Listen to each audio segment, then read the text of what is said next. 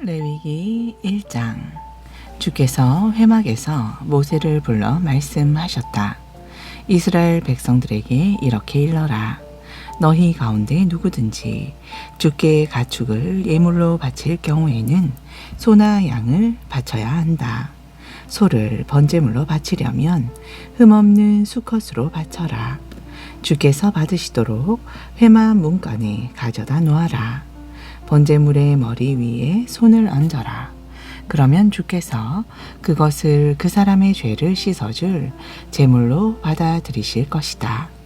번제물을 바치는 사람은 주 앞에서 그것을 잡아라. 그러면 아론의 후손인 제사장들이 그 피를 받아 회막 문간에 있는 번제단 주변에 뿌려야 한다. 그런 다음 번제물을 바치는 사람은 짐승의 가죽을 벗겨 살 덩어리를 저미도록 하라. 아론의 후손인 제사장들은 번제단 위에 불을 지피고 그 불 위에 장작을 놓아라. 또 아론의 후손인 제사장들은 머리와 기름 덩어리를 포함한 고기 덩어리를 번제단 위에 장작불 위에 올려 놓아라. 그 사이에 제물을 바치는 사람은 제물의 내장과 다리를 물로 씻어라. 그러면 제사장은 씻어놓은 내장과 다리도 번제단 위에 잘 올려놓고 그것을 모조리 불살라야 한다. 이처럼 번제는 제물을 불에 살라 바침으로써 그 타오르는 향기로 주를 기쁘게 해드리는 제사이다. 누구든지 양이나 염소를 번제물로 바치려면 흠 없는 수컷으로 바쳐야 한다. 제물 바치는 사람은 번제단 북쪽의 주 앞에서 제물을 잡고 아론의 후손인 제사장들은 그 제물의 피를 번제단 사방에 뿌려라. 제물을 바치는 사람이 고기를 저며 놓으면 제사장은 머리와 기름 덩어리를 포함한 고기 덩어리를 모두 번제단 위에 장작불 위에 올려 놓아라. 그 사이에 제물을 바치는 사람이 제물의 내장과 다리를 물로 씻어 놓으면 제사장은 그것도 번제단 위에 장작불 위에 올려 놓아야 한다. 이렇게 번제는 제물을 불에 살라 바침으로써 그 타오르는 향기로 주를 기쁘게 해드리는 제사이다. 만일 주께 번제물로 새를 바치려면 산 비둘기나 집 비둘기 새끼를 바쳐야 한다. 제사장은 비둘기를 들고 번제단으로 가서 목을 비틀어 부러뜨린 다음 번제단 위에서 불살라 바치고 그 피를 제단 주변에 뿌려라. 제물을 바치는 사람은 비둘기의 모이 주머니와 그 안의 겉들을 떼어내어 번제단 동쪽에 재 버리는 곳에 갖다 버려라. 제물의 날개 쭉지는 찢어 놓되 날개를 몸통에서 아예 떼어내지는 말아라. 제사장은 그것을 번제단의 장작불 위에 올려놓아 불살라 바쳐라. 이렇게 번제는 제물을 불에 태워 바침으로써 그 타오르는 향기로 주를 기쁘게 해드리는 제사이다. 2장. 누구든지 주께 곡식을 제물로 바치려는 사람은 밀가루에 기름을 섞고 향을 그 위에 얹어서 바쳐라. 그것을 아론의 후손인 제사장들에게 갖다 바쳐야 한다.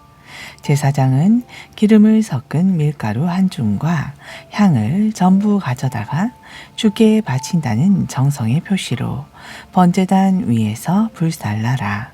이렇게 곡식으로 제물을 삼아 불살라 바치는 것은 그 타오르는 향기로 주님을 기쁘게 해 드리려는 것이다. 불에 태우고 남은 것은 제사장인 아론과 그의 아들들에게 돌아갈 몫이다. 불에 살라 바치는 이 곡식 제물은 주께 바치는 지극히 거룩한 예물이다. 곡식 재물을 화덕에 구워 바치려거든 고운 밀가루에 누룩을 넣지 말고 기름만 섞어 잘 반죽하여 구운 과자를 바쳐라. 혹은 누룩을 넣지 않고 기름을 발라 얇게 펴서 살짝 구운 과자를 바쳐도 된다.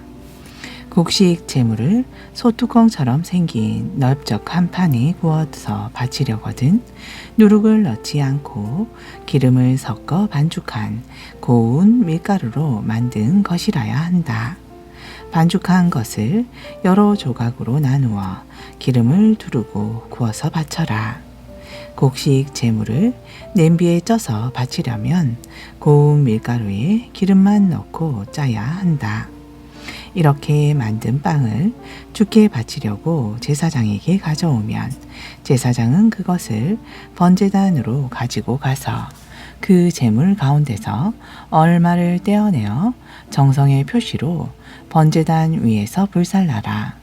이렇게 하는 것은 그 타오르는 향기로 주를 기쁘게 해 드리려는 것이다.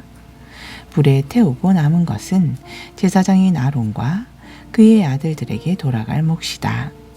불에 살라 바치는 이 곡식 제물은 주께 바치는 지극히 거룩한 예물이다.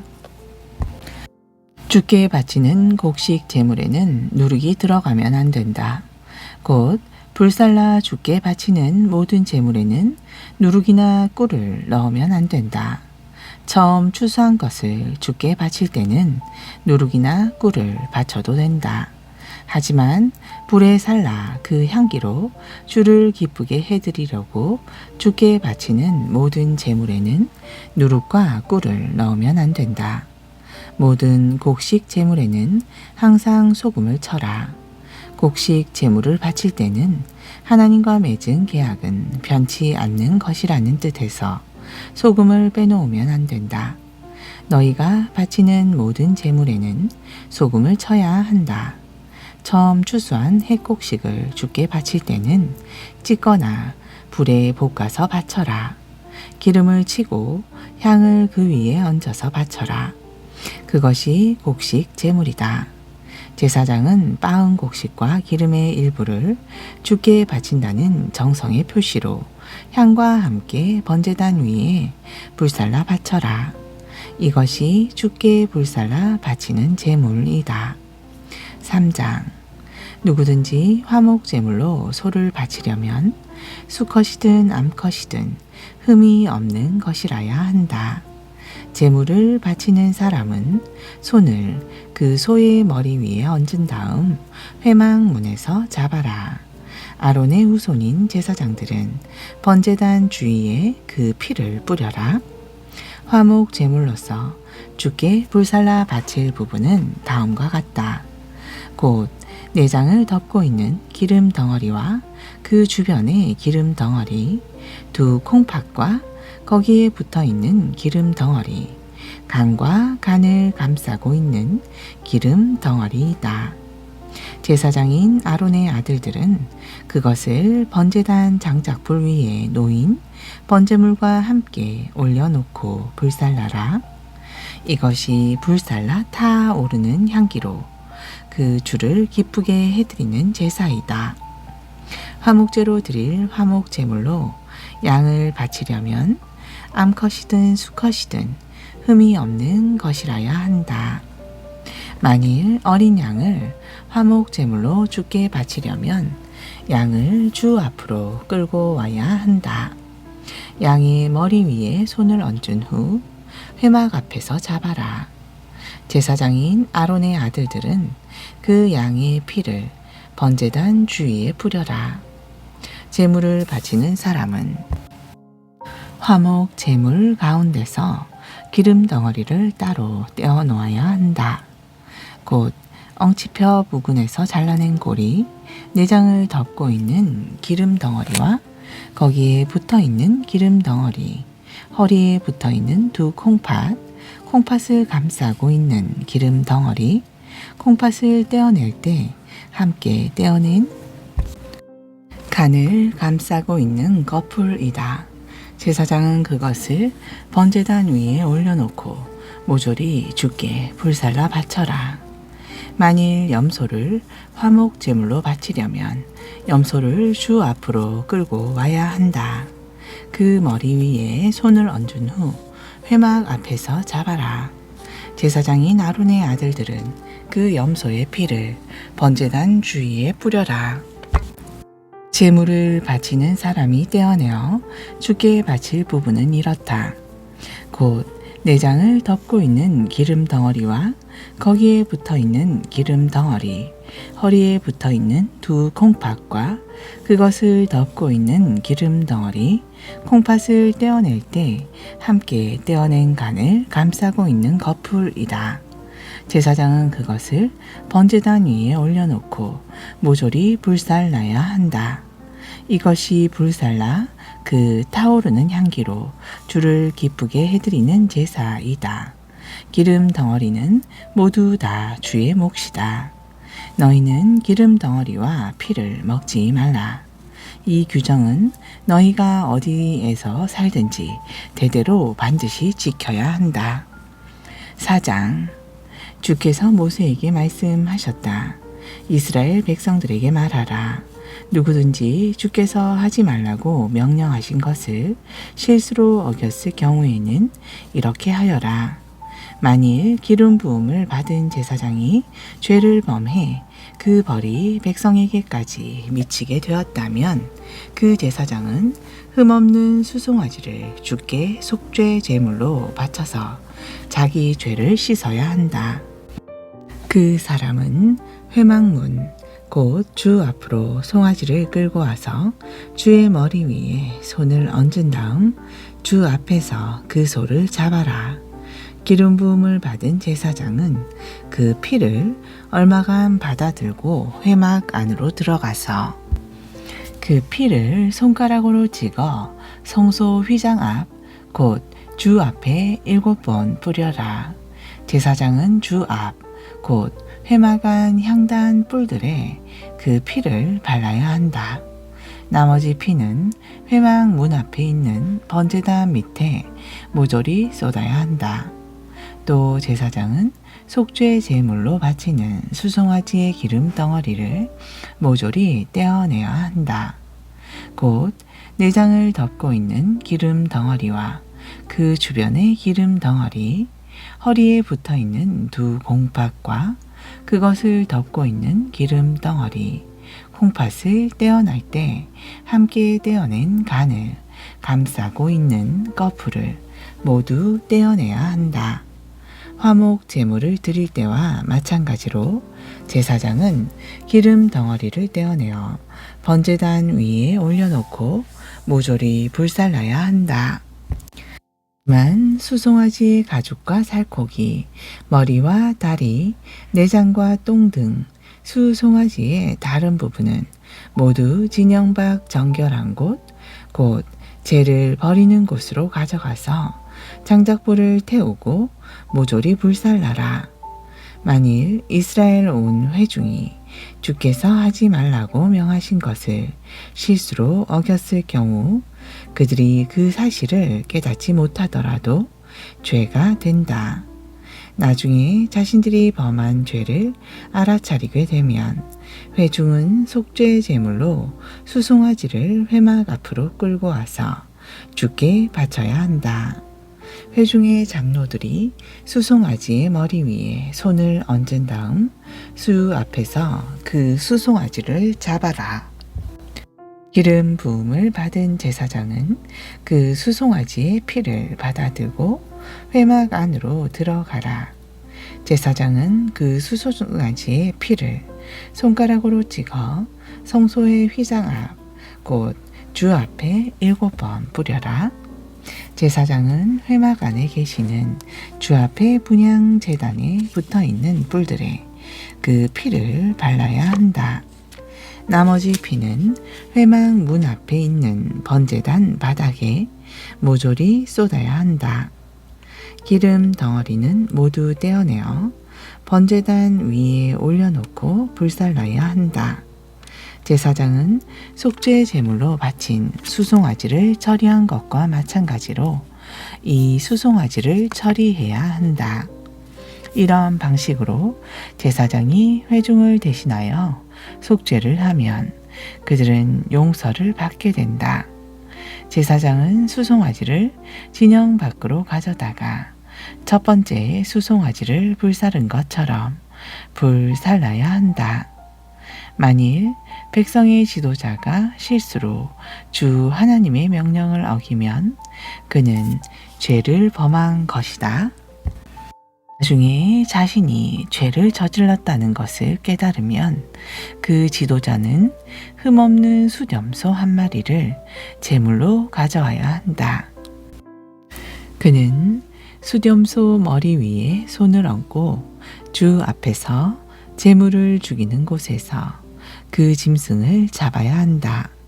제사장은 그 속죄 제물의 피를 손가락으로 찍어 번제단의 네 모퉁이에 붙어있는 뿔에 바르고 나머지는 모두 번제단 바닥에 쏟아야 한다. 제사장은 수염소 몽둥이에서 떼어낸 기름 덩어리를 모두 번제단 위에 올려놓고 화목 제물을 바칠 때와 마찬가지로 불살라 바쳐야 한다. 이렇게 제사장이 그 사람을 위해 속죄하면 그는 용서를 받게 된다.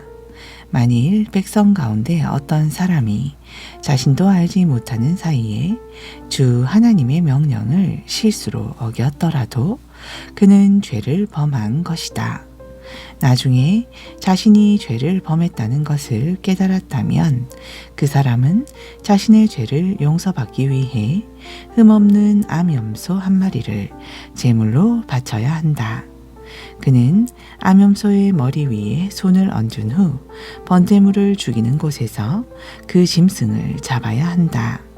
제사장은 그 암염소의 피를 손가락에 찍어 번제단의 네 모퉁이에 붙어있는 뿔에 바르고 나머지는 번제단 바닥에 쏟아야 한다. 제사장은 암염소 몸뚱이에서 떼어낸 기름 덩어리를 모두 번제단 위에 올려놓고 불살라 그 타오르는 향기로 주를 기쁘게 해드려야 한다. 이렇게 제사장이 제물을 불살라 바치면 그 사람은 용서를 받게 된다. 만일 그 사람이 어린 양을 속죄 제물로 바치려면 흠이 없는 암컷을 가져와야 한다. 그는 암양의 머리 위에 손을 얹은 후 번제물을 죽이는 곳에서 그 양을 잡아야 한다. 제사장은 그 암양의 피를 손가락에 찍어 번제단의 네 모퉁이에 붙어있는 뿔에 바르고 나머지는 번제단 바닥에 쏟아야 한다.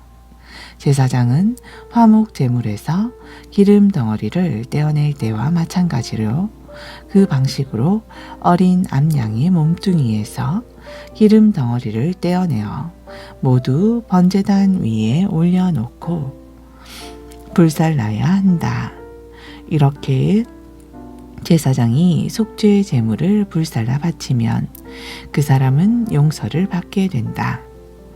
5장 어떤 사람이 증인이 되어 법정에서 증언해 달라는 요청을 받고도 자기가 본 것이나 들은 내용을 그대로 증언하지 않는다면 그는 형벌을 받아야 한다.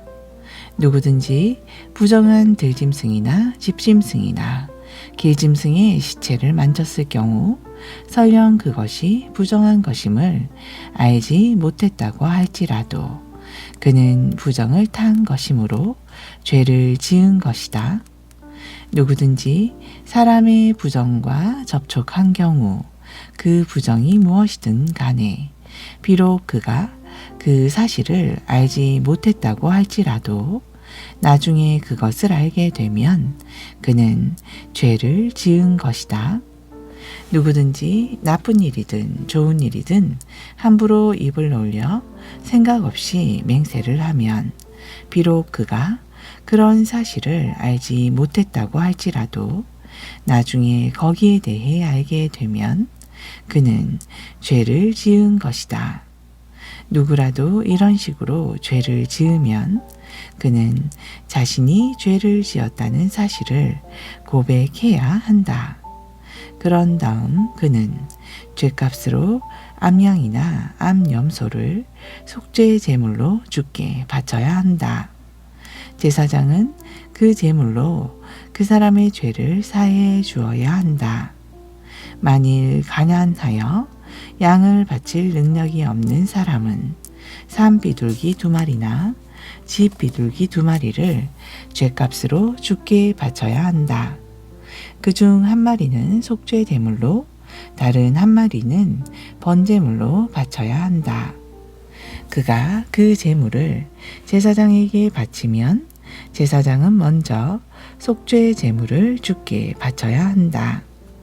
이때 제사장이 제물의 목을 부러뜨릴 때 너무 심하게 비틀어서 완전히 끊어지게 해서는 안 된다. 제사장은 속죄 제물의 피를 번제단의 옆면에 뿌리고 나머지는 번제단 밑바닥에 쏟아야 한다. 이것이 속죄 제이다. 그런 다음 제사장은 나머지 1마리를 규례에 따라 번제물로 바쳐야 한다. 이렇게 제사장이 속죄제를 드려 그가 지은 죄를 사해 주면 그 사람은 죄를 용서받는다. 만일 아주 가난하여 산비둘기 2마리나 집 비둘기 2마리조차 바칠 능력이 없는 사람은 고운 밀가루 10분의 1 에바를 속죄 제물로 바쳐야 한다. 밀가루를 바칠 때 기름을 바르거나 향을 얹어서 바치면 안 된다. 그 사람이 제사장에게 제물을 바치면 제사장은 제물을 온전히 주께 드린다는 표시로 한 움큼을 집어낸 다음 번제단 위에 올려놓고 불살라야 한다. 이것이 속죄제이다. 주께서 명하신 것들 중 하나라도 어겨서 죄를 지은 사람에 대해 제사장이 이런 식으로 죄를 사해주면 그는 죄를 용서받는다. 번제단 위에 불사르지 않은 제물의 나머지는 곡식 제물과 마찬가지로 모두 제사장의 몫이 된다. 주께서 모세에게 말씀하셨다. 주의 거룩한 물건을 다룰 때 실수로 잘못을 저지르면 그는 죄값으로 흠없는 수량 1마리를 주께 바쳐야 한다. 이 수량이 얼마나 감 나가는 것이어야 하는지는 내가 따로 정해 주어라. 이것이 속건제이다. 거룩한 물건을 실수로 잘못 다룬 사람은 그에 따른 합당한 배상을 해야 한다. 그 사람은 자신이 바치는 제물값의 5분의 1에 해당하는 금액을 더 얹어서 제사장에게 바쳐야 한다. 이때 제사장이 속건 제물로 수량을 바치면 그는 죄를 용서받는다. 주께서 계명으로 금하신 것들을 하나라도 실수로 어긴 사람은 모르고 그랬다고 해도 그에게는 죄가 있으며 책임을 져야 한다. 그 사람은 속건 제물로 흠없는 수량이나 수렴소를 제사장에게 가져가야 한다. 그 제물이 얼마나 값나가는 것이어야 하는지는 내가 따로 정해 주어라. 제사장이 이런 식으로 그 사람이 실수로 범한 잘못에 대해 죄를 사해주면 그는 용서를 받는다. 이것이 속건제이다. 주께 잘못을 저지른 사람은 이렇게 책임을 져야 한다. 아멘. 낙전서 마태복음 21장 12절. 예수께서는 예루살렘 성전 뜰 안으로 들어가셔서 그곳에 있던 장사꾼들을 다 쫓아내셨다. 성전에서 돈을 바꾸어 주는 자들의 탁자와 비둘기를 파는 사람들의 의자를 둘러 엎으셨다. 그리고 큰 소리로 그들을 꾸짖으셨다. 성경에 보면 내 집은 기도하는 집이라 불릴 것이다 라고 기록되어 있다. 그런데 당신들은 이 집을 강도의 소굴로 만들어 버렸다. 한편 성전 뜰 안에는 맹인들과 절름발이들도 있었는데 그들이 예수께 나아오자 예수께서는 그들을 모두 고쳐 주셨다.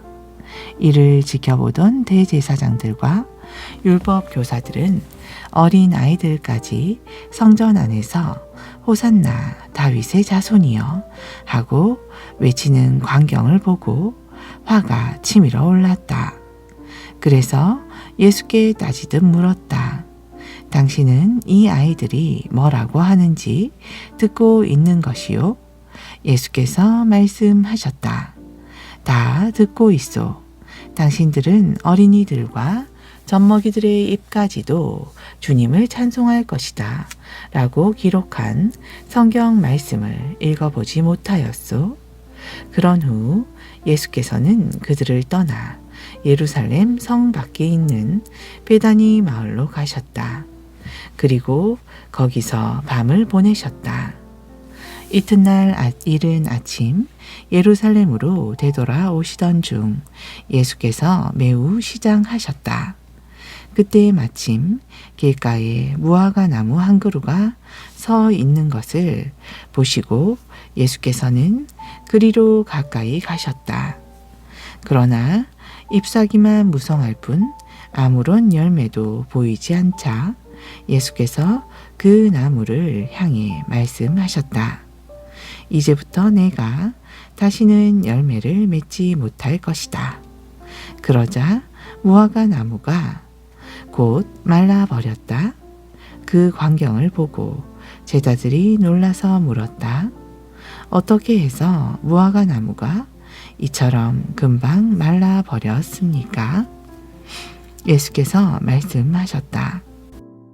내가 진정으로 너희에게 말한다. 너희가 믿고 의심하지 않는다면 너희는 이런 일뿐만 아니라 더 큰 일도 능히 할 수 있다. 너희가 이 산더러 땅에서 들려서 바다로 옮겨가라 하고 명령해도 그대로 될 것이다. 너희가 기도할 때 믿고 구하면 구하는 것이 무엇이든 다 얻을 수 있다. 예수께서 예루살렘 성전에 들어가서 가르치고 계실 때였다. 대제사장들과 유대 지도자들이 예수께 와서 무슨 권한으로 이런 일을 하며 또 누가 이런 권한을 주었는지 말하라고 추궁하였다. 예수께서 그들에게 대답하셨다. 먼저 내 질문에 대답하면 내가 무슨 권한으로 이 일을 하는지 알려주겠소. 세례 요한은 무슨 권한으로 사람들에게 세례를 베풀었소? 하나님께 받은 권한이요? 아니면 사람에게서 받은 권한이요? 그러자 그들은 자기들끼리 의논하였다. 하나님께 받은 것이라고 대답한다면 그러면 왜 세례 요한을 믿지 않았느냐고 추궁당할 것이 뻔했다. 또 사람에게서 받은 것이라고 대답하자니 군중들이 두려웠다. 군중들은 모두 세례 요한을 예언자로 받아들이고 있었기 때문이었다. 결국 그들은 이렇게 대답하였다. 우리는 모르겠소. 그러자 예수께서 말씀하셨다. 그렇다면 나도 당신들의 질문에 대답하지 않겠소. 당신들은 이것을 어떻게 생각하시오? 두 아들을 둔 사람이 있었소. 아버지가 큰 아들에게 말했소. 얘야, 오늘은 포도원에 가서 일하여라. 큰아들은 예, 가겠습니다 하고 대답하고는 정작 포도원에 일하러 가지 않았소. 아버지는 작은 아들에게도 똑같이 말했소. 작은 아들은 싫어요, 아버지 하고 대답했지만 뒤에 뉘우치고는 포도원에 가서 일했소. 이 말씀을 마치고 예수께서 물으셨다. 두 아들 중 아버지에게 순종한 아들은 어느 쪽이요? 그들이 대답했다. 물론 작은 아들입니다. 그러자 예수께서 그들에게 말씀하셨다. 내가 진정으로 당신들에게 말하겠소. 세리들과 창녀들이 당신들보다 먼저 하나님 나라에 들어갈 것이요. 세례 요한이 당신들에게 옳은 길을 보여주었을 때 당신들은 그 말을 듣지 않았소. 당신들은 옳은 길을 보고서도 끝내 뉘우치지 않고 그를 믿지 않았소. 아멘.